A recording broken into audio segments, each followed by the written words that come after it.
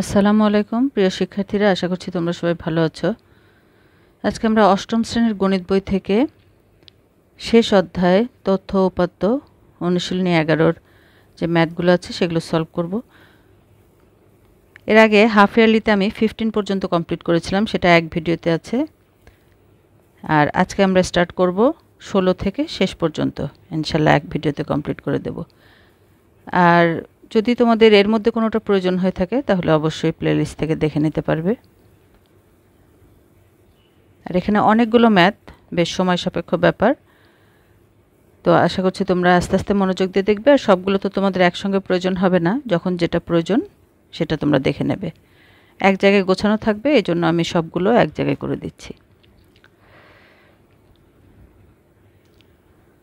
50 জন শিক্ষার্থীর দৈনিক সঞ্চয় নিচে দেয়া হলো। তো সঞ্চয় টাকায় আছে, দেখো একটা রেঞ্জ দেয়া আছে, শ্রেণীব্যাপ্তি দেয়া আছে, আর প্রত্যেক শ্রেণীব্যাপ্তিতে গণসংখ্যা দেয়া আছে।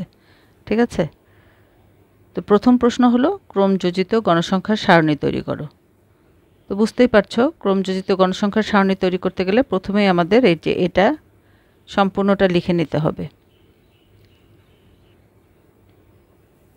তাহলে দেখো, আমি তোমাদের এখানে রেডি আকারে দেখাচ্ছি, যেহেতু এটা জাস্ট বুঝতে পারলেই হলো, নইলে অনেক বেশি সময় লাগবে, অনেক বেশি ম্যাথ এখানে আছে। তো সারণীটা দেখো, এই যে সঞ্চয় আর গণসংখ্যা কিন্তু আমাদের প্রশ্নেই দেয়া আছে। ঠিক আছে, এটা আমরা এখানে লিখে নিলাম। আর ক্রমযোজিত গণসংখ্যা হলো প্রথম সংখ্যাটা যেভাবে আছে সেভাবেই থাকবে। ঠিক আছে, তারপরে এই 6-এর সাথে পরের গণসংখ্যাটা যোগ হবে, তাহলে হবে 14। 14-র সাথে 13 যোগ হবে, তাহলে 27। 27-এর সাথে 10 যোগ হয়ে 37। 37-এর সাথে 8 যোগ হয়ে 45। 45-এর সাথে 5 যোগ হয়ে 50। ঠিক আছে, তাহলে বুঝতে পারছো যে কিভাবে ক্রমযোজিত গণসংখ্যা বের করতে হয়। তাহলে ক নম্বরের আনসার শেষ। এবার খতে আছে সারণী থেকে গড় নির্ণয় করো। তাহলে গড় নির্ণয় করতে গেলে আমরা এটার একটা ফর্মুলা জানি।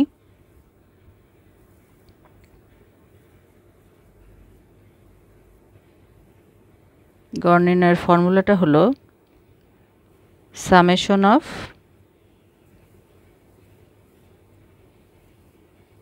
fi(xi) ভাগ n। ঠিক আছে, summation of fi(xi) by n। তো এখন এই সামেশন অফ fi(xi) আমাদের বের করতে হবে। আর n তো আমরা জানি, n হলো গণসংখ্যার যোগফল, গণসংখ্যা যেটা প্রশ্নে দেয়া আছে সেটার যোগফল। তাহলে সারণী আমাদের বের করতে হবে। দেখো, আমাদের সারণী এটা আমাদের প্রশ্নেই দেয়া আছে, আর এই গণসংখ্যা এটাও আমাদের প্রশ্নে দেয়া আছে। আমাদের শুধু এই যে xi আর fi(xi) এই দুইটা লাইন এক্সট্রা বানাতে হবে। তাহলে আমরা এভাবে একটা চার্ট এঁকে নেব। শুরুতেই প্রথমে উপরে লেখার জন্য এই যে 4টা ঘর থাকবে, আর তারপরে প্রশ্নে যেটা দেয়া আছে এটা লিখব, আর গণসংখ্যার ঘরে এটা লিখব। এখন দেখো, আমাদের শ্রেণী মধ্যমান বের করতে হবে, আর এটাই হলো xi, আর গণসংখ্যা হলো fi। ঠিক আছে, আর fi(xi) মানে xi আর fi গুণ করলে যেটা হয় সেটা হবে এই লাইনে। ঠিক আছে, এখন শ্রেণী মধ্যমান আমরা কিভাবে বের করব? এই যে প্রথম শ্রেণীব্যাপ্তি আর শেষ, সর্বনিম্ন আর সর্বোচ্চ, এই দুইটা যোগ করে 2 দিয়ে ভাগ। 41 যোগ 50 ভাগ 2, তাহলে কত হচ্ছে? 91। তাহলে 45.5, এই যে এটা। ঠিক আছে, এরপরেরটা আবার 51 যোগ 60 ভাগ 2, তাহলে পাবো 55 যোগ 5, 55.5, এই যে এটা। তার মানে প্রত্যেকটার প্রথমটা আর শেষটা যোগ করে 2 দিয়ে ভাগ করলে যেটা সেটাই হলো শ্রেণী মধ্যমান। প্রত্যেকটা আমরা এভাবে বের করে নেব। এখন এখানে আমরা গণসংখ্যা লিখব সবগুলো। এই দুইটা আমি বারবার বলছি, এই দুইটা কিন্তু প্রশ্নেই আছে। এখন fi(xi) তার মানে এটা আর এটা গুণ করে দেব। গুণ করলে আমরা পাবো এই যে এটা।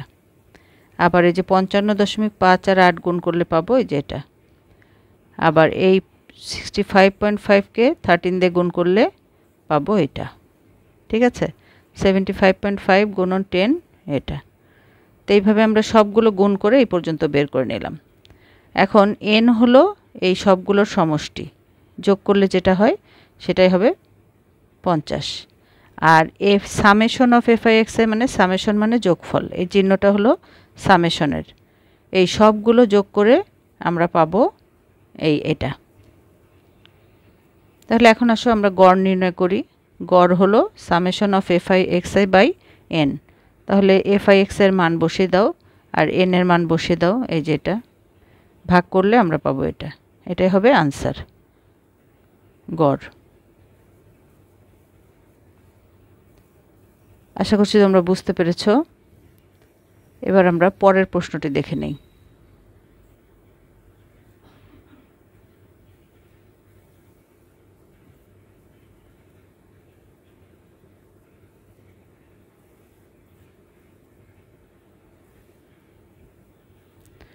নিচের সারণীতে 200 জন শিক্ষার্থীর পছন্দের ফল দেখানো হলো। প্রদত্ত উপাত্তের পাই চিত্র আঁকো। তো দেখো এই যে ফল, 4 ধরনের ফল দেয়া আছে আর শিক্ষার্থীর সংখ্যা দেয়া আছে। কোন ফল কতজন পছন্দ করে? কাঁঠাল পছন্দ করে 30 জন, লিচু 80 জন, জামরুল 20 জন। তাহলে এইভাবে 4টা ফলের পছন্দের তালিকা দেয়া আছে, 200 জন ছাত্র টোটাল। এই তার মানে এই যে শিক্ষার্থীর সংখ্যা, এই সবগুলো যোগ করলে আমরা পাবো 200 জন।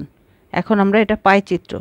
পাইচিত্র তো তোমরা নিশ্চয়ই জানো, এই যে পিঠার আকারে বা বৃত্তের আকারে, হ্যাঁ, যে চিত্রটা অঙ্কন করা হয় সেখানে যে পার্টটা দেখানো হয়, এই যে এখানে যেটা আছে, পরের প্রশ্নে যেটা আছে এটা তোমরা দেখো। পাইচিত্র হলো এই যে এটা, ঠিক আছে। একটা বৃত্তের ভিতরে কোন অংশ কতটুকু অংশ এই যে কাঁঠাল পছন্দ করে, কতটুকু অংশ আম পছন্দ করে, এগুলো এভাবে আকার নামে হলো এই যে পাই চিত্র, ঠিক আছে। পাই মানেই হলো কেক বা পিঠা, ঠিক আছে। সেখান থেকে কিন্তু এই আইডিয়াটা এসেছে। তাহলে চলো দেখে নেওয়া যাক। এখন দেখো এই যে পাই চিত্রটা, এই পাই চিত্র আঁকতে গেলে আমাদের কিন্তু এখান থেকে কোণের প্রয়োজন হবে। এই যে আমরা এটা আঁকবো, এটা কত ডিগ্রি কোণ, এটা কত ডিগ্রি কোণ, এটা কত ডিগ্রি কোণ, এটা কত ডিগ্রি কোণ। এখন এই কোণটা আমরা কিভাবে বের করব? এখন একটা বৃত্তের কেন্দ্রে কোণ উৎপন্ন হয় 360 ডিগ্রি, ঠিক আছে। এই কোণটা হলো 360 ডিগ্রি। তাহলে এখান থেকে আমাদের কোণগুলো কিন্তু বের করে নিতে হবে। তো দেখো প্রথমে বৃত্তের কেন্দ্রে সৃষ্ট কোণ 360 ডিগ্রি, আর আমাদের শিক্ষার্থীর সংখ্যা হলো টোটাল 200 জন। তাহলে দেখো এই 200 জনের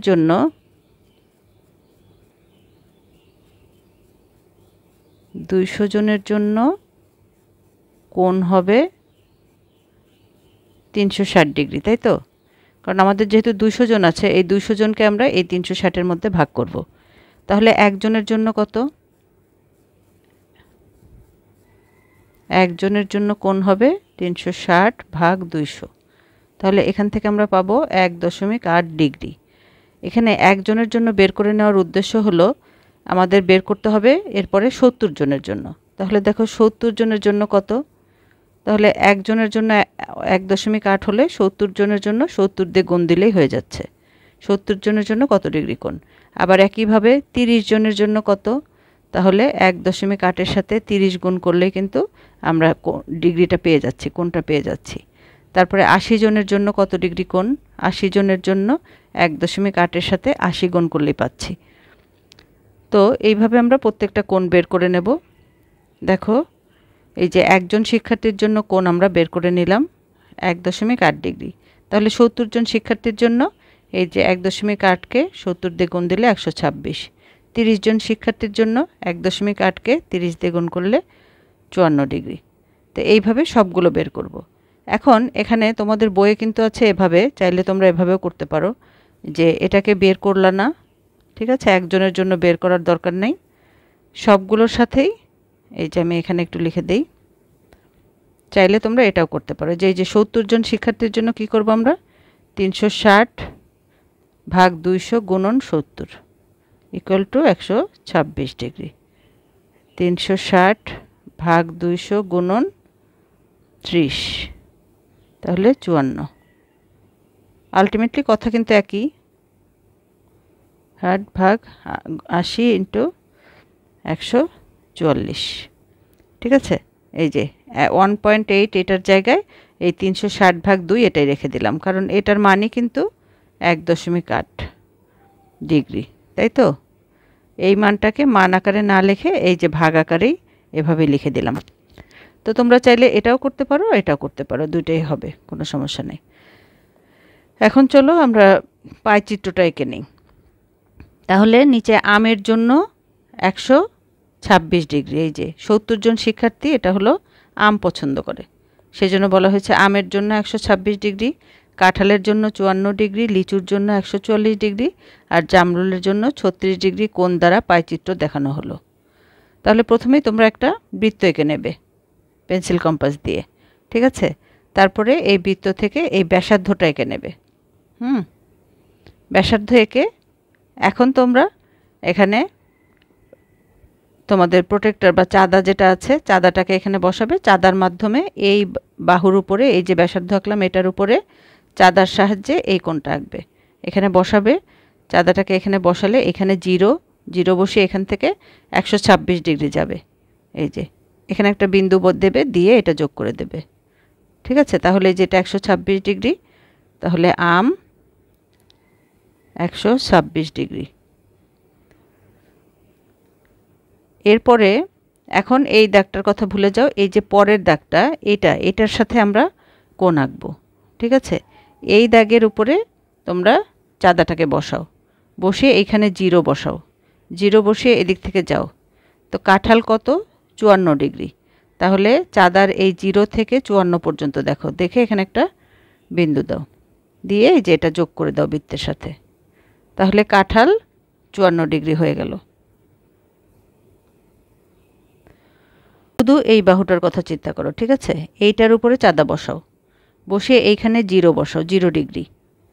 তারপরে এদিক থেকে আসো, এভাবে আসতে থাকো, এসে দেখো 144 কোথায়, এই যে 144 ডিগ্রি লিচু।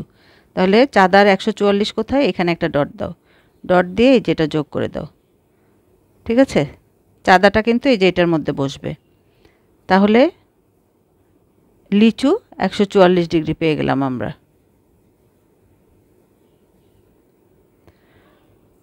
এবার শুধু এই বাহুটা চিন্তা করো, ঠিক আছে।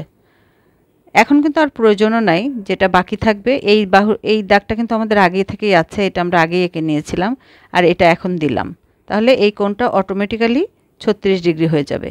তারপরেও তোমরা যদি চাও এইখানে চাঁদাটা বসিয়ে দেখতে পারো, বসে এখানে 0 বসাও চাঁদার, তারপর এদিক দিয়ে যাও, দেখবে এখানে 36 ডিগ্রি আসবে, ঠিক আছে। তাহলে জামরুল 36 ডিগ্রি। তাহলে এটাই হয়ে গেল আমাদের পাইচিত্র। এটাই কিন্তু আমাদের অঙ্কন করার কথা ছিল, ঠিক আছে। এটা কিন্তু খুবই ইন্টারেস্টিং, একবার যদি বুঝতে পারো তাহলে বারবার তৈরি করতে পারবে, কোনো সমস্যা হবে না। যে কোনো ডিগ্রি দেয়া থাকলে ইজিলি বের করতে পারবে। মেইন কাজ হলো আমাদের এই কোণগুলো বের করে নেওয়া। তাহলে আমরা এবার পরের প্রশ্নে চলে যাই।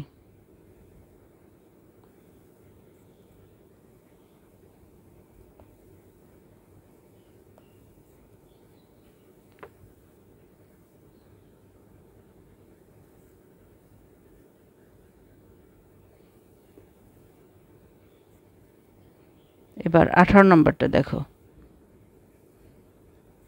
720 জন শিক্ষার্থীর পছন্দের বিষয় পাইচিত্রে উপস্থাপন করা হলো, সংখ্যায় প্রকাশ করো।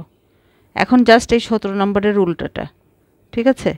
তোমাদেরকে শুধু এই পাইচিত্রটা দেখানো আছে, আর পাইচিত্রে এটা বলা আছে কিন্তু দেখো, এই যে 720 জন টোটাল শিক্ষার্থী, তার মধ্যে বাংলা 90 ডিগ্রি, ইংরেজি 30 ডিগ্রি, গণিত 50 ডিগ্রি, বিজ্ঞান 60 ডিগ্রি, ধর্ম 80 ডিগ্রি আর সঙ্গীত 50 ডিগ্রি, ঠিক আছে। যে এতক্ষণ যেটা আমরা পাইচিত্র আঁকলাম ঠিক সেভাবে একটা চিত্র দেয়া আছে। এখান থেকে আমাদের সংখ্যায় প্রকাশ করতে হবে যে বাংলা কতজনের পছন্দ, ঠিক আছে।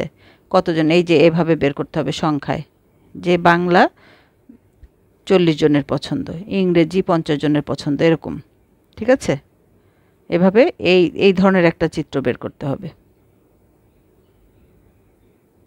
তাহলে এখানে শুরুতেই তোমরা একটু দেখে নাও, বুঝে নাও। এই যে কেন্দ্রে কোণ কত? 360 ডিগ্রি। 360 ডিগ্রি কোণটা আমরা কতজনের জন্য ভাগ করব? 720 জনের জন্য। তাহলে 360 ডিগ্রি কোণের জন্য মানুষ হলো 720 জন, তাই তো? তাহলে 1 ডিগ্রি কোণের জন্য কত? 720কে 360 দিয়ে ভাগ করি, এতজন। তাহলে ঠিক আগের বারের মতো এটা কিন্তু আমরা বের করে নিতে পারি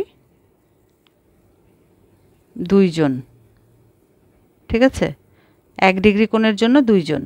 তাহলে এখন আমাদের এই দেখো এখানে ডিগ্রি দেয়া আছে। 90 ডিগ্রি কোণের জন্য কত?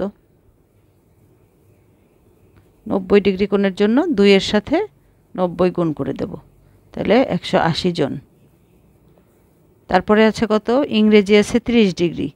30 ডিগ্রি কোণের জন্য কত? 2 গুণন 30, তাহলে 60 জন, ঠিক আছে? তো এই যে এখানে আমি 2 জন বের করে তারপরে করলাম। এখন 2 জনের জায়গায় আমরা কি বসাতে পারি? এটাও বসাতে পারি, ঠিক আছে? তোমাদের বই অনুযায়ী এই যে 720 360 গুণন 90 ইকুয়াল টু 180, প্রত্যেকটা আমরা এভাবে বসাতে পারি। তো এখানে দেখো, এখানে তোমাদের বইয়ের মতো করেই করেছি। এখানে বৃত্তের কেন্দ্রের সৃষ্ট কোণ 360 ডিগ্রি, শিক্ষার্থীর সংখ্যা এই যে নির্ধারিত কোণ গুণন মোট শিক্ষার্থী ভাগ 360, মানে এই যে এটা গুণন নির্ধারিত কোণ। কোণ হলো বাংলার জন্য যেটা। তাহলে দেখো বাংলায় পছন্দকারী শিক্ষার্থীর সংখ্যা এই যে 720কে 360 ডিগ্রি ভাগ দিয়ে 90 দিয়ে গুণ করবে, ঠিক আছে? ইংরেজি পছন্দ করে, এটাকে তোমরা আরেকটু গুছিয়ে লিখতে পারো 720 ভাগ 360 গুণন 90, 180। আবার এটাও হবে 720 ভাগ 360 গুণন ইংরেজি পছন্দ করে 30 জন, 30 ডিগ্রি, তাহলে এটা হবে 60 জন, এভাবে লিখতে পারো। তাই গণিত পছন্দ করে 720 ভাগ 360 গুণন, তাহলে হবে 100 জন, ঠিক আছে? এভাবে বিজ্ঞান পছন্দ করে 720 ভাগ 360 গুণন 60 ডিগ্রি দেয়া আছে বিজ্ঞানের জন্য, তাহলে 120 জন, ঠিক আছে? এই জায়গাটায় এভাবে লিখো, তাহলে তোমাদের জন্য বুঝতে সুবিধা হবে।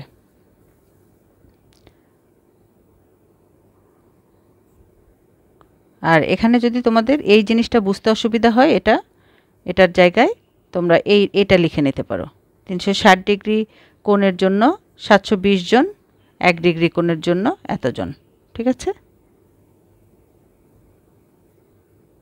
এটা জাস্ট বোঝার ব্যাপার, যেভাবেই করো সেটাই কিন্তু কারেক্ট।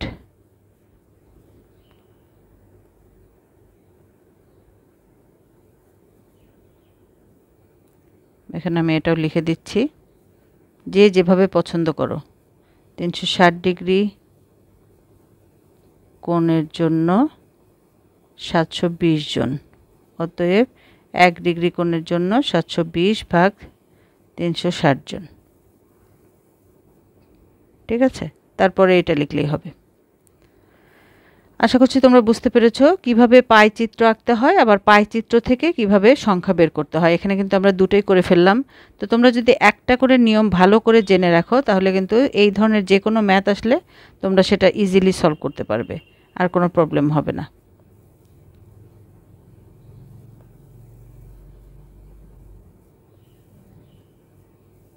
তারপরে বিজ্ঞানের পরে ধর্ম আর গণিত। এরপরে আছে ধর্ম 80 ডিগ্রি, সঙ্গীত 50 ডিগ্রি। তাহলে ধর্ম এই যে 80 দিয়ে গুণ দিলাম 160 জন, আর সঙ্গীতের জন্য 50 দিয়ে গুণ দিলাম 100 জন, ঠিক আছে? তো এভাবে সবগুলো সংখ্যা আমাদের বের করে নিতে হবে। এবার আমরা 19 নম্বর প্রশ্নটি দেখে নেব।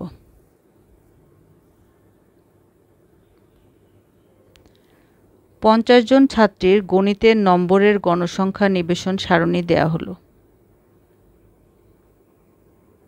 তাহলে এই যে গণসংখ্যা হলো এই যে এগুলো যোগ করলে আমরা 50 জন পাবো। 50 জন ছাত্রীর প্রাপ্ত নম্বর, যেমন 60 জন পেয়েছে 5 জন, 60 নম্বর পেয়েছে 5 জন, 65 নম্বর পেয়েছে 8 জন, 70 পেয়েছে 11 জন। ঠিক আছে, এখন প্রশ্ন হলো, প্রথম প্রশ্ন মধ্যক নির্ণয় করো। তাহলে চলো আগে মধ্যকটা বের করে ফেলি, তারপরে আমরা পরের প্রশ্নগুলো দেখে নেব। এখন দেখো, যেহেতু মধ্যক নির্ণয় করতে হবে আমাদের কিন্তু ক্রমযোজিত গণসংখ্যার প্রয়োজন হবে। তো এটা তো আমাদের প্রশ্নেই দেয়া আছে, তো এটার সাথে আমরা আরেকটা ঘর করে ক্রমযোজিত গণসংখ্যাটা বের করে নেব। আর ক্রমযোজিত গণসংখ্যা আবার আমি বলে দিই, দেখো গণসংখ্যা 5 প্রথম যেটা আছে সেটা সরাসরি সেটাই হবে, তারপরে এটার সাথে এই যে 8 যোগ করে 13 হবে, তারপরে 13-র সাথে 11 যোগ করে 24, 24-এর সাথে 15 যোগ করে 39, 39-এর সাথে 8 যোগ করব 47, 47-এর সাথে 3 যোগ করলে 50। এইভাবে ক্রমযোজিত সংখ্যা গণসংখ্যাগুলো আমরা বের করে নেব। এখন আমাদের মধ্যক নির্ণয়ের যে সূত্র সেটা হলো, আমরা জানি যদি n = জোড় সংখ্যা হয় তো n হলো 50, যেটা হলো জোড় সংখ্যা। জোড় সংখ্যা হলো এটার যে সূত্রটা আমি একটু লিখে দেই, তোমরা যারা উদাহরণ করেছো তারা তো দেখেই থাকবে। n/2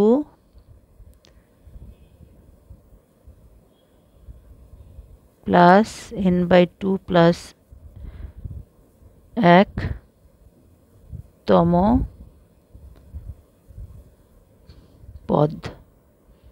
আচ্ছা, আমি যেহেতু সমষ্টি বের করেই ফেলেছি, প্লাস দিয়েছি, প্লাস এততম পদ ভাগ 2। তো এখানে দেখো n হলো 50, তাহলে 50-কে 2 দিয়ে ভাগ করলে এখানে মান বসিয়ে দাও, 50/2, 50/2 যোগ 1তম পদ 2, তাহলে এখানে 25 প্লাস 26তম পদ ভাগ 2। এখন এই 25তম পদ কোনটা?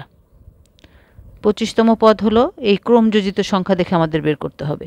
এই যে এইখানে আছে 24 পর্যন্ত, ঠিক আছে, তার মানে এই 24-এর পর থেকে 25 থেকে শুরু করে 39 পর্যন্ত কিন্তু এই ঘরে আছে।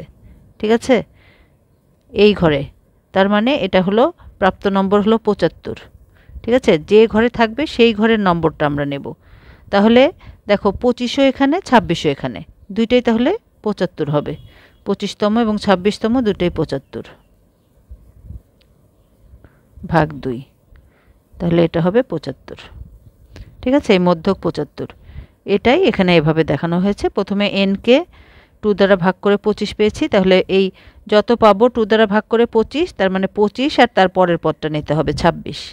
এখানে n-কে যা 2 দিয়ে ভাগ করলে যা পাবো, হ্যাঁ, n যদি এখানে 40 থাকতো তাহলে এখানে পেতাম আমরা 20, তাহলে 20 আর 21 নিতে হতো।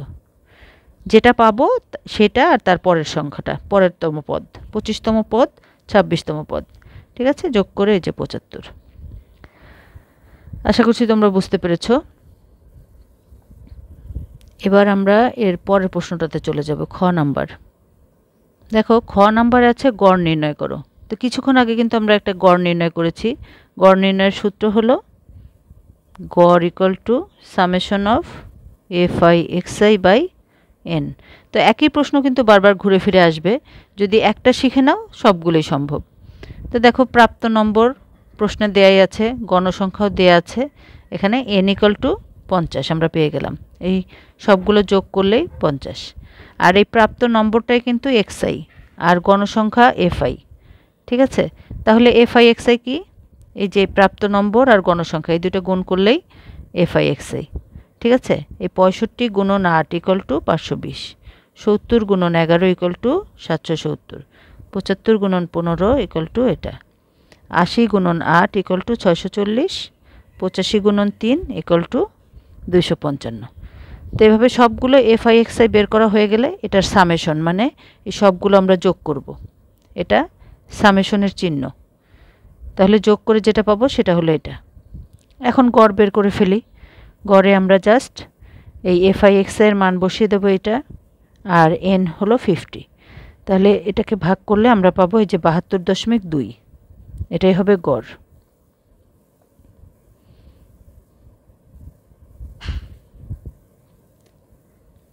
এবার বলা হয়েছে গ নম্বরে আছে প্রদত্ত উপাত্তের পাইচিত্র আঁকো। তাহলে দেয়া আছে কি কি? দেয়া আছে প্রাপ্ত নম্বর আর গণসংখ্যা। এখান থেকে পাইচিত্র আঁকতে হবে। এর আগেও কিন্তু আমরা একটা পাইচিত্র এঁকেছি ঠিক এভাবেই। আমাদের প্রথমে তাহলে কোণ বের করে নিতে হবে। ঠিক আছে, এই যে প্রাপ্ত নম্বর, এই নম্বরে কত ডিগ্রি কোণ হবে সেটা আমাদের বের করে নিতে হবে। একই রকম দেখো, বৃত্তের ক্ষেত্রে সৃষ্ট কোণ 360 ডিগ্রি, আর এখানে মোট গণসংখ্যা হলো 50 জন। ঠিক আছে, 50 জন শিক্ষার্থীকে আমরা এই 360 ডিগ্রির মধ্যে ভাগ করে দেব। ঠিক আছে, তাহলে একজন কত পাবে? একজন পাবে 360 ভাগ 50, তাহলে 7.2 ডিগ্রি। একজনের জন্য কোণ হবে 7.2 ডিগ্রি। তাহলে এখন আমরা এক এক করে বের করে নেব 60 জনের জন্য কত। তাহলে 7.2 এর সাথে 60 গুণন করব। তারপরে 65-র জন্য কত দেখো, তাহলে এখানে 50 জন ছাত্রীর জন্য কোণ 360 ডিগ্রি, তাহলে একজন ছাত্রীর জন্য কোণ 7.2 ডিগ্রি। এখন 5 জন ছাত্রীর জন্য কোণ, এটা গুণন, গুণন চিহ্ন দেবে এখানে।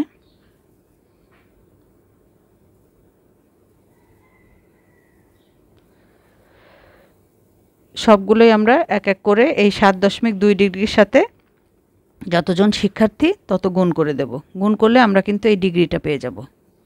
এই ডিগ্রি দিয়েই আমরা পাইচিত্রটা আঁকবো। ঠিক আছে, তাহলে এটা বের করা তোমাদের জন্য আর তেমন কোনো কঠিন কাজ না আশা করব, কারণ একটা যখন করবে প্রথমটা কঠিন মনে হবে, দ্বিতীয়টা আর নিশ্চয় কঠিন মনে হবে না। এখন আমরা একটা পেন্সিল কম্পাস দিয়ে এভাবে যে কোনো সাইজের একটা বৃত্ত এঁকে নেব। হ্যাঁ, তারপরে কেন্দ্র থেকে একটা ব্যাসার্ধ এঁকে নেবে, যে কোনো জায়গায়, যে কোনো, যেখানে ইচ্ছা তোমার একটা ব্যাসার্ধ এঁকে নেবে। এঁকে এখন প্রথম কোণ থেকে আমরা শুরু করব। প্রথম কোণ আমরা কত পেয়েছি? এই যে 5 জন ছাত্রীর জন্য প্রথম, এই যে আমাদের গণসংখ্যা দিয়ে বের করতে হবে। 5 জন ছাত্রীর জন্য কত ডিগ্রি কোণ, 8 জন ছাত্রীর জন্য কত ডিগ্রি, 11 জন কত, 15 জন কত, 8 জন কত, প্রাপ্ত নম্বর দিয়ে কিন্তু না। ঠিক আছে, এখানে আমরা এই সংখ্যা দিয়ে বের করছি কিন্তু কোণগুলো। ঠিক আছে, এখানে কিন্তু ভুল করো না, এখানে প্রাপ্ত নম্বরের ভিত্তিতে না, এখানে কতজন মানুষ সেই মানুষগুলোকে আমরা ভাগ করে দিচ্ছি। পাইচিত্রের বৈশিষ্ট্য কিন্তু তাই। এখন প্রথম আমরা বের করেছি এই যে 5 জনের জন্য 36 ডিগ্রি, তাহলে 36 থেকে শুরু করি আমরা। এই যে একটা ব্যাসার্ধ নিয়ে নিলাম। এখন এই বরাবর তোমরা চাঁদা বসাবে। ঠিক আছে, চাঁদা বসিয়ে এইখানে বসাবে এই চাঁদার সেন্টারটা এখানে বসাবে। ঠিক আছে, সেন্টার এখানে বসাবে আর এখানে থাকবে 0 ডিগ্রি। তো এখান থেকে তোমরা দেখতে থাকবে 36 ডিগ্রি কোথায়, সেইখানে একটা ডট দেবে, তারপরে যোগ করে দেবে, এখানে স্কেল দিয়ে লাইন টেনে দেবে, তাহলে এই যে 36 ডিগ্রি পেয়ে গেলাম। এখন আমরা এই বাহুটা নিয়ে কাজ করব। এইখানে চাঁদা বসাবে, সেন্টারটা এখানে, আর এইখানে 0 ডিগ্রি বসিয়ে এখান থেকে কাউন্ট করবে। কাউন্ট করে দেখবে এই যে 57.6 ডিগ্রি কোথায় আছে চাঁদায়, সেইখানে একটা ডট দেবে। প্রথমে 57 পর্যন্ত যাবে, 57-র পরে ওই যে 6 ঘর। ঠিক আছে, এখানে 10টা করে ঘর থাকে, তো এখানে 6টা নেবে, তাহলে 57.6, এখানে ডট দেবে, দিয়ে তারপরে চাঁদা উঠিয়ে স্কেল দিয়ে পেন্সিল দিয়ে এখানে দাগ টেনে দেবে। তারপরে এইখানে চাঁদা বসাবে, এইখানে সেন্টার করবে আর এইখানে 0 ডিগ্রি থাকবে। ঠিক আছে, চাঁদাটা এইভাবে থাকবে, এইভাবে বসাবে।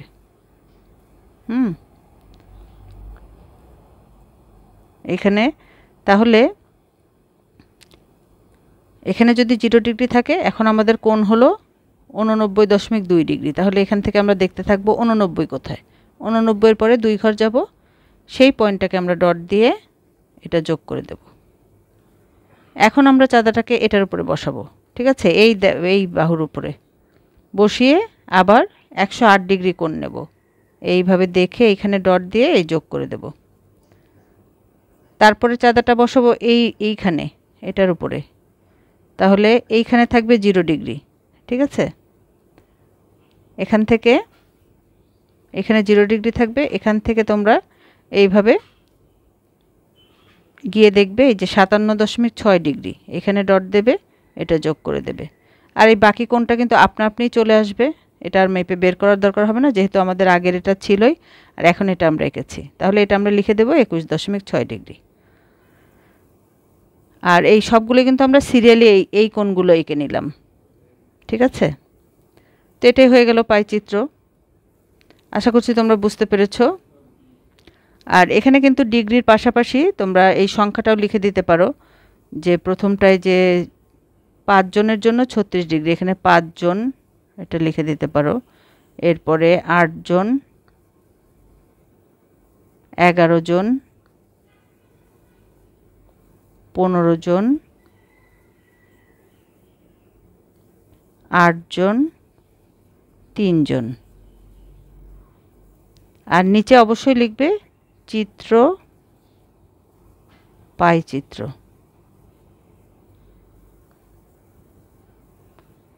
আশা করছি পাইচিত্র নিয়ে তোমাদের আর সমস্যা হওয়ার কথা না।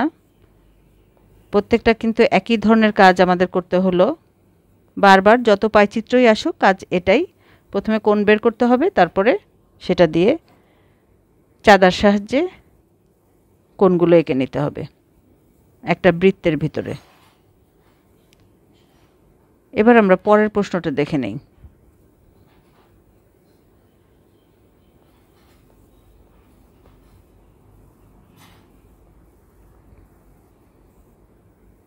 বিশ নাম্বার, নিচে একটি সারণী দেওয়া হলো। এই যে সারণীটা দেখতে পাচ্ছ, শ্রেণীব্যাপ্তি আছে আর গণসংখ্যা আছে। ক নম্বর প্রশ্ন হলো 7, 5, 4, 9, 3, 8 উপাত্তগুলোর মধ্যক নির্ণয় করো। এখানে দেখো উপাত্ত দেয়া আছে, তাহলে এগুলোর মধ্যক নির্ণয় করব আমরা। এগুলো প্রথমে আমরা সাজিয়ে লিখব, এখানে এলোমেলো আছে, সিরিয়ালি যাব, ছোট থেকে বড় অথবা বড় থেকে ছোট সাজিয়ে লিখব। তারপরে মধ্যক মানেই হলো, এখানে দেখো জোড় সংখ্যা আছে, কয়টা আছে? 1, 2, 3, 4, 5, 6, 6টা। তার মানে মাঝখানের দুইটা সাজানোর পরে মাঝখানে যে দুইটা পাবো সেই দুইটা যোগ করে 2 দিয়ে ডিভাইড করব। কিছুক্ষণ আগে যেটা বললাম, n-তম পদ প্লাস n/2 প্লাস n-তম পদ, এই দুটো যোগ করে 2 দিয়ে ভাগ, ঠিক আছে। আর এরপরে আছে প্রদত্ত সারণী থেকে গড় নির্ণয় করো আর উপাত্তগুলোর আয়তলেখ আঁকো। তাহলে উপাত্তগুলোকে মানের ঊর্ধ্বক্রম অনুসারে সাজিয়ে নিয়েছে, এখানে ছোট থেকে বড়, ঠিক আছে। তো এখানে যেহেতু 6টা আছে, n = 6 যার জোড় সংখ্যা, তাহলে পদ কি হবে? এই 6কে n/2 দিয়ে ভাগ করলাম, তাহলে 3 পেলাম। তাহলে এই 3তম পদ আর 4তম পদ যোগ করে 2 দিয়ে ভাগ, মানে এই যে n/2 প্লাস n/2 প্লাস 1, তাহলে n এর মান হলো 6। এভাবে তোমরা লিখে নিতে পারো। তাহলে দেখো 3 আর 4, ঠিক আছে, 3তম পদ আর 4তম পদ।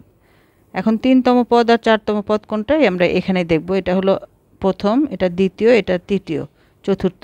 তাহলে 3 আর 4 হলো মানে 5 আর 7, তাহলে 5 প্লাস 7 যোগ করলে হচ্ছে 12/2, তাহলে 6। তাহলে মধ্যক হলো 6, এটাই উত্তর। এবার প্রদত্ত সারণী থেকে গড় নির্ণয় করব। তো গড় নির্ণয়ের সূত্র আমরা জানি,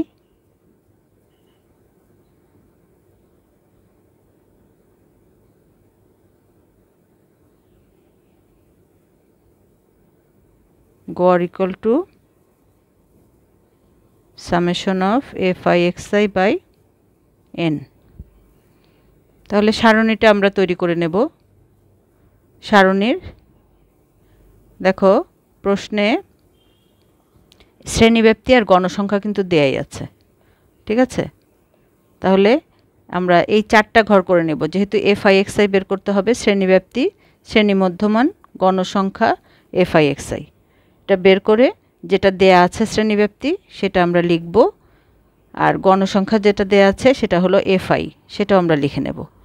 এখন এই শ্রেণীর মধ্যমান বের করতে হবে, এটা হলো xi। তাহলে যে প্রথম সংখ্যা আর শেষ সংখ্যা এটা দিয়ে যোগ করে 2 দিয়ে ভাগ, 20/29/2, তাহলে 39/2 এটা হবে 24.5, এই যে এটা পেলাম। আবার 30 যোগ 39 ভাগ 2 আমরা পাবো এটা। তারপরে 40 যোগ 49 ভাগ 2 এটা পাবো। 50 ভাগ 49 59 ভাগ 2 এটা পাবো। তো এইভাবে মধ্যমান বের করার নিয়মই হলো প্রথমটা আর শেষটা যোগ করে 2 ভাগ। বের করে নিলাম। আর গণসংখ্যা প্রশ্নেই দেয়া আছে। তাহলে fi(xi) মানে এটা গুণন এটা পাবো। তারপরে এইটা গুণন 6 এটা পাবো। এটা গুণন 18 = 809। তারপরে এই যে 54.5 গুণন 12 = এটা। এটা 8 গুণন করব 516 পাবো। এখন আমরা এটার সামেশন বের করে নেব fi(xi) এর, মানে এইটা যোগ করে দেব। সবগুলো যোগ করে আমরা এটা পাবো 2423। এখন এই গড়ের সূত্রে মান বসিয়ে দাও। সামেশন অফ fi(xi) এটা মান বসাও। 2423 ভাগ n হলো 54, n হলো এই সবগুলো সংখ্যার যোগ। তাহলে 54 দিয়ে ভাগ করলে আমরা পাচ্ছি 44.87 প্রায়। এখানে আরো বড় সংখ্যা আসবে, তো আমরা দশমিকের পরে 2টা নেব। তাহলে আমরা গড় বের করে ফেললাম। এরপরে আমাদের আয়তলেখ নির্ণয় করতে হবে।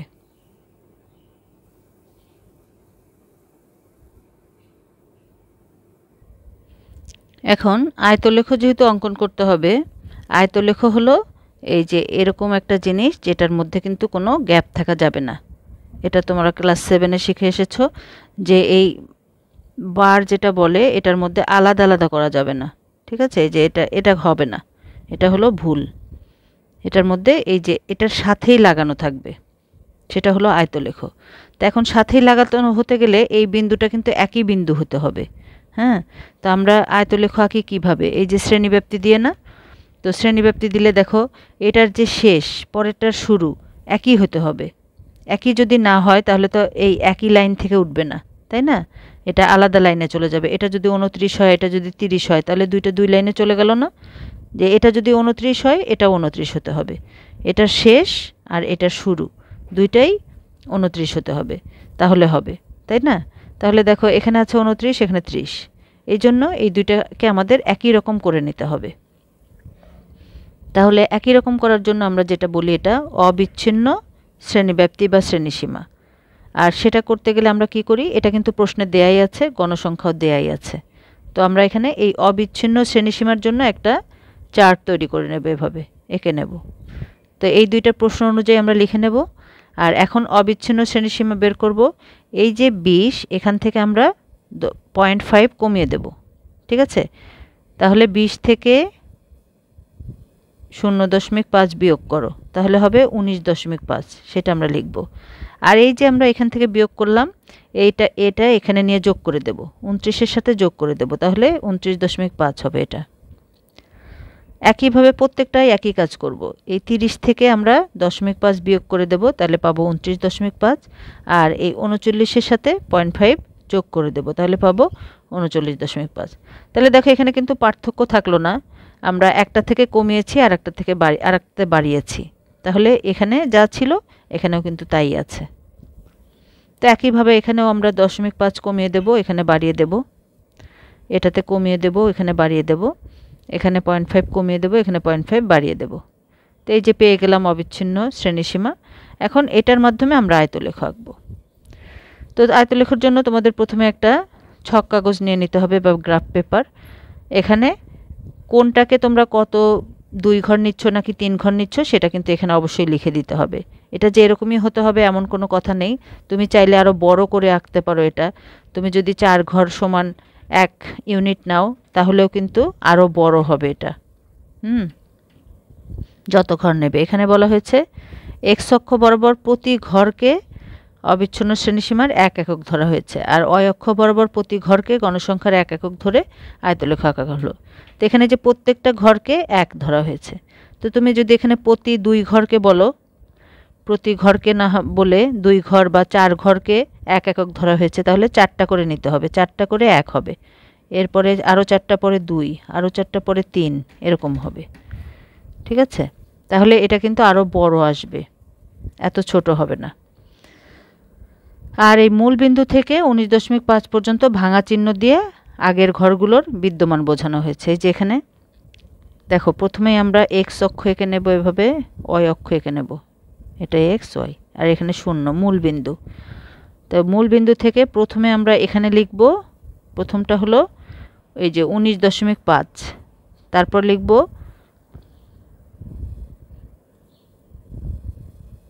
19.5, এরপরে 29.5,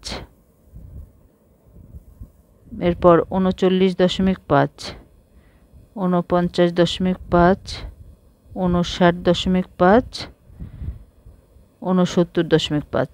ঠিক আছে, এই যে প্রথম এটা লিখলাম আর তারপরে এগুলো।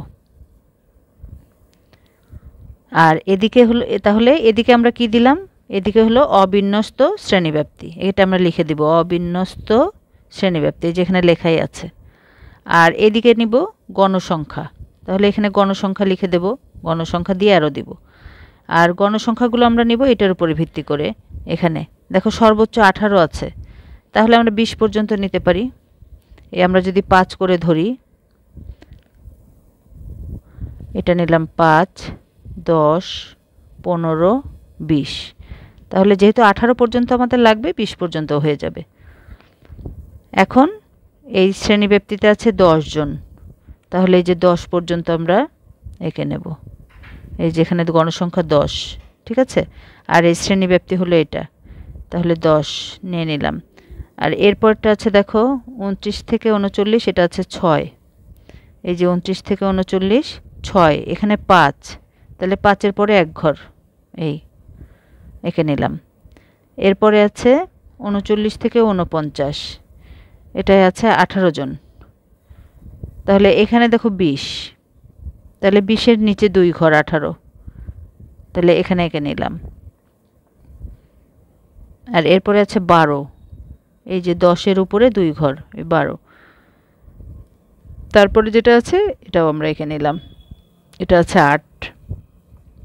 তাহলে এইভাবে আয়তলেখটা কিন্তু আমাদের অঙ্কন হয়ে গেল। আমরা এভাবে পেন্সিল দিয়ে স্কেল দিয়ে যখন আঁকবো, আঁকার পরে কিন্তু আমরা অবশ্যই এটা একটু পেন্সিল দিয়ে লাইট করে, তোমরা জাস্ট এভাবে স্কেচ করে, যে বলে স্কেচ করে দেবে হালকা করে, এই যে জাস্ট এই কালারটা আসবে, এরকম একটা কালার আসবে, হালকা করে করবে, বেশি ডার্ক না, সময় নষ্ট করা যাবে না। এটা করলে তাহলে গ্রাফের মধ্যে তোমাদের এই জিনিসটা সুন্দরভাবে দেখা যাবে, আয়তলেখটা। ঠিক আছে, তাহলে আমাদের এই প্রশ্নের আনসারটা শেষ হয়ে গেল। এবার আমরা পরের প্রশ্নে যাব।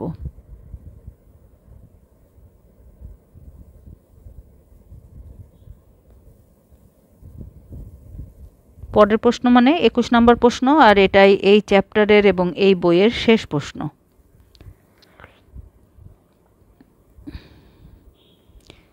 নিচে 40 জন গৃহিণীর সাপ্তাহিক সঞ্চয় দেয়া হলো টাকায়। এখানে 40টা সংখ্যা আছে তার মানে, হ্যাঁ। তাহলে প্রথম প্রশ্ন হলো উপাত্তগুলো মানের ঊর্ধ্বক্রম অনুসারে সাজাও, তার মানে ছোট থেকে বড় সাজাতে হবে। এটা তো একেবারে ইজি, তোমরা সবচেয়ে ছোটটা খুঁজে বের করবে, সেটা কিন্তু কেটে দেবে, যেটা পাবে সেটা কেটে কেটে এভাবে সিরিয়ালে যাবে, তাহলে ভুল হবে না।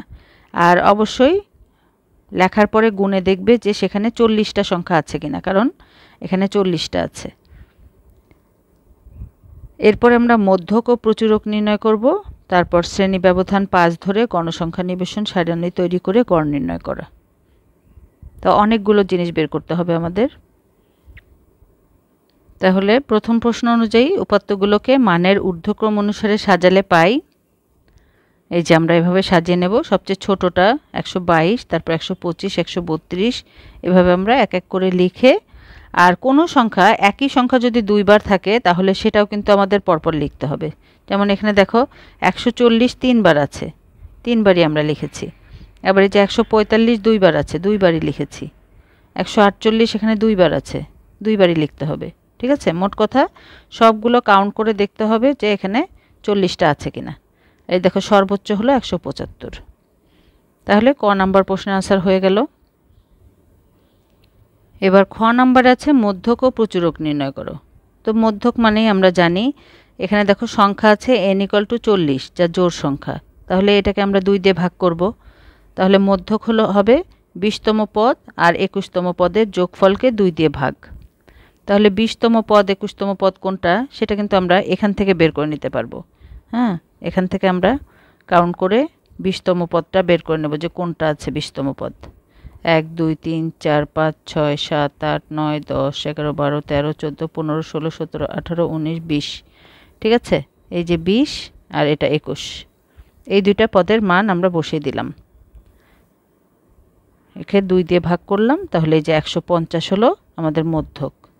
আর প্রচুরক, প্রচুরক দেখো এখানে ইজি, কোনো তোমার ফর্মুলার প্রয়োজন হবে না, কারণ এখানে সবচেয়ে বেশি যে সংখ্যাটা আছে সেটাই কিন্তু প্রচুরক। দেখো 145 2বার আছে, আবার 140 কিন্তু 3বার আছে। তাহলে এখানে 140টাই হলো প্রচুরক। 2বার অনেকগুলো সংখ্যা আছে, কিন্তু 3বারেই একটাই সংখ্যা আছে, যে 155 2বার আছে। তাহলে এখানে প্রচুরক হলো 140। তাহলে আমরা বলবো উপরোক্ত ঊর্ধ্বক্রম সাজানো তথ্য থেকে দেখা যায় যে 140 সংখ্যাটি সর্বাধিক 3বার আছে, অতএব প্রচুরক 140।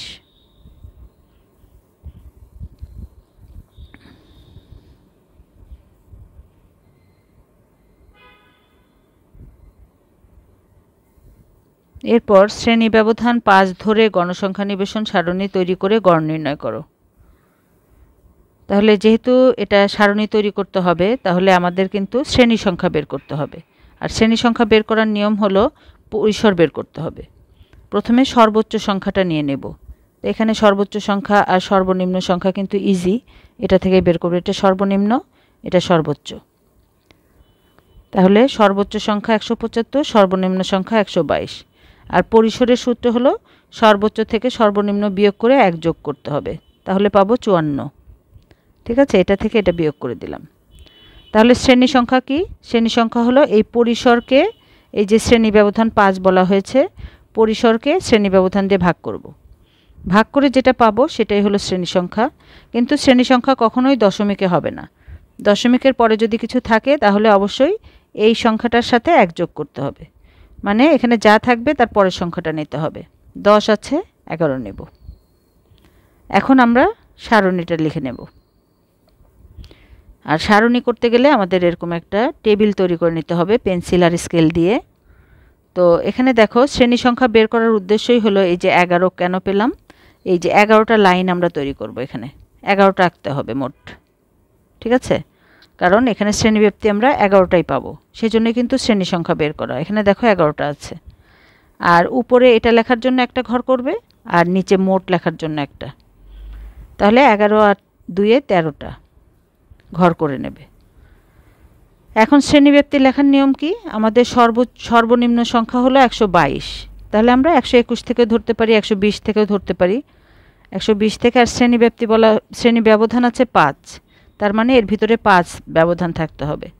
তো 21 থেকে ধরলে 21, 22, 23, 24, 25, এই যে 5টা। ঠিক আছে, তাহলে 25-এর পরের সংখ্যাটা হলো 26। 26 থেকে নিচ্ছি 30 পর্যন্ত, এখানেও 5টা আছে। তারপরে 31 থেকে 35, 36 থেকে 40। দেখো এটা কিন্তু মিল আছে, এটার এটা মিল, এটার এটা মিল। হ্যাঁ, প্রথমটা আর তৃতীয়টা একই রকম, 1 থেকে 5, 1 থেকে 5। আর দ্বিতীয়টা আর চতুর্থটা এইগুলো একই রকম, একটা পরপর একই রকম। দেখো 6 0 6 0 6 0 6 0। তো এগুলো ধারাবাহিকতা চলে আসে যখন তোমরা লিখবে, গুনে গুনে বের করতে হবে না। এখন শ্রেণী মধ্যমান বের করে নেব, এটা হলো xi। শ্রেণী মধ্যমান তো একেবারে ইজি, এই প্রথমটা আর শেষটা যোগ করে 2 দিয়ে ভাগ, 121 যোগ 125 ভাগ 2 করলে আমরা পাবো 123। এই যে এটা। তারপরে এটা বের করব, 126 যোগ 130 ভাগ 2, এটা 131 যোগ 135 ভাগ 2, 136 যোগ 140 ভাগ 2। তো এইভাবে আমরা সবগুলো বের করে নেব। এখন আসো ট্যালি। তো ট্যালি তো আমরা অনেক আগে থেকেই বের করা জানি, এটা ক্লাস 5 থেকে তোমরা শিখে এসেছো যে এই যে 21 থেকে 25 এর মধ্যে কি কি নাম্বারগুলো আছে এগুলো আমরা এইখানে বসিয়ে দেব ট্যালির মাধ্যমে। প্রথমেই দেখো 122, 125, তাহলে আমরা দেখব এটা কোন কোন ঘরে আছে।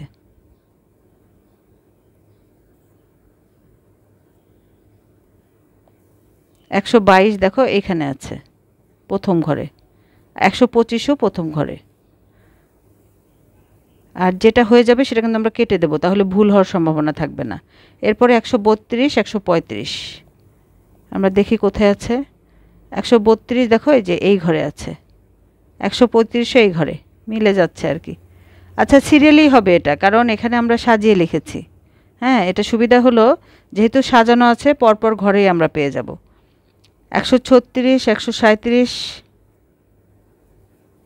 কোথায় আছে? তারপরের ঘরে থাকবে ডেফিনেটলি, এই 2। তারপরে 140 আছে 3টা, 1 2 আর এই যে 3, টালি লেখার নিয়ম যেটা, 3টাই এই ঘরে, তাহলে 5টা হয়ে গেল। ঠিক আছে, 140 3টা। এরপরে 141, 142, 143 থেকে দেখো 145, 145 এই যে 5টাই কিন্তু পরের ঘরে, যেহেতু 5 5 করে আমাদের এটা একবারে দেখলেই হবে। দেখো 46 থেকে 50-এর মধ্যে কোন পর্যন্ত আছে? 1 2 3 4 5 6 7, এই 7টা আছে। তাহলে এখানে আমরা 7টা টালি দিয়ে দেবো, 1 2 3 4 এই 5 7। তো এইভাবে আমরা কিন্তু সবগুলো এক এক করে করে নেব বাকিগুলো। এখন গণসংখ্যা FI,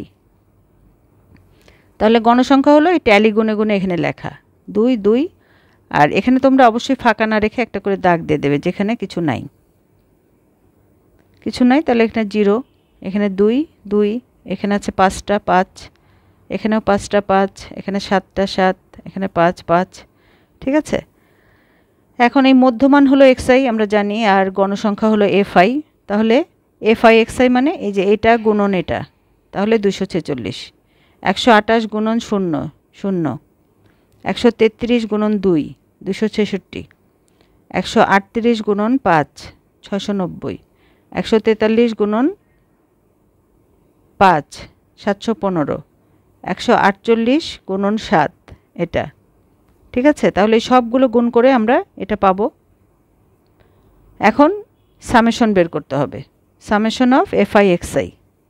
হ্যাঁ, FI xi মানে এই সবগুলো যোগ করে নেব, যোগ করলে আমরা পাবো 6010।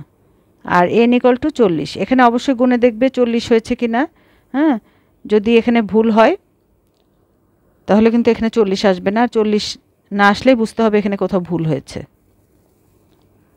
এবার আমরা গড় বের করব। গড় নির্ণয়ের সূত্র তো আমরা জানি, এখানে সূত্রটা তোমরা লিখে নিতে পারো।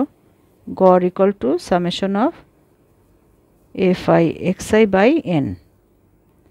তাহলে এখন মানগুলো বসিয়ে দাও। এই যে n হলো 40, তাহলে ভাগ করলে আমরা পাবো এটা, তাহলে এটাই হলো গড়। তাহলে আমাদের এই চ্যাপ্টারটা সম্পূর্ণ কমপ্লিট হয়ে গেল। আশা করছি তোমাদের এটা কাজে লাগবে। আর তুমি যদি মনে করো তোমার এটা কাজে লাগছে, তাহলে অবশ্যই তুমি তোমার ফ্রেন্ডদের মধ্যে শেয়ার করে দেবে। আর তোমাদের সাবস্ক্রিপশন আমাকে অনেক বেশি অনুপ্রাণিত করে পরবর্তী ভিডিওগুলো তৈরি করার জন্য। আমি বুঝতেও পারি তোমাদের কতটা কাজে লাগছে, যত বেশি সাবস্ক্রাইব করবে তত বেশি কাজে লাগছে আমি ধরে নেব। ভালো থেকো, সুস্থ থেকো, সবসময় ভালোর সাথে থেকো। আসসালামু আলাইকুম।